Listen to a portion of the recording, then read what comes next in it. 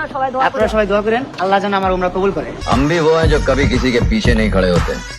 উমরা হজ পালনের উদ্দেশ্যে সৌদি আরবে অবস্থান করছেন টিকটকার আব্দুল্লাহ আল মামুন, যিনি সামাজিক যোগাযোগ মাধ্যমে প্রিন্স মামুন নামে পরিচিত। তবে বিদেশে থাকলেও দেশে তার জন্য অপেক্ষা করছে দুঃসংবাদ। আদালতে হাজির না হওয়ায় তার জামিন বাতিল করে গ্রেপ্তারি পরোয়ানা জারি করা হয়েছে। বৃহস্পতিবার 1 জানুয়ারি ঢাকার অতিরিক্ত chief metropolitan magistrate Mohammad Sefatullah এ আদেশ দেন।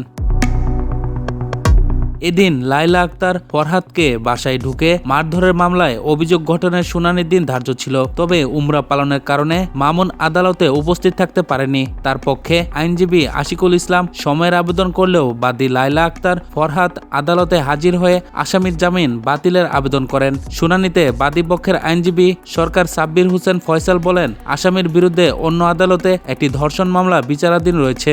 ওই মামলা তুলে নিতে চাপ সৃষ্টি করতে তিনি বাদীর বাসায় ঢুকে ছুরি দিয়ে আঘাত করেন। তদন্তে অভিযোগের সত্যতা পাওয়ায় মামুনের বিরুদ্ধে অভিযোগপত্র দাখিল করা হয়েছে।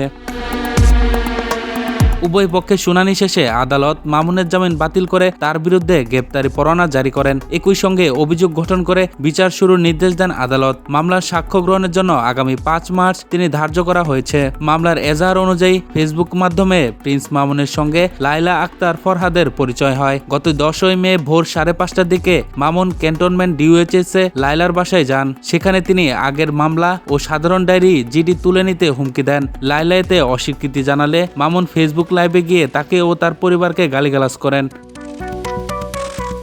এক পর্যায়ে লাইভ বন্ধ করে মামুন লাইলাকে মারধর শুরু করেন। অভিযোগ রয়েছে ছুরি দিয়ে হত্যার চেষ্টা করলে লাইলা তা হাত দিয়ে প্রতিহত করতে গিয়ে আহত হন। এই ঘটনায় ওই দিনই ক্যান্টনমেন্ট থানায় মামলা দায়ের করেন লাইলা। উল্লেখ্য, গত 30 সেপ্টেম্বর মামলার তদন্ত কর্মকর্তা উপপরিদর্শক আতিকুর রহমান সৈকত আদালতে প্রিন্স মামুনের বিরুদ্ধে অভিযোগপত্র দাখিল করেন।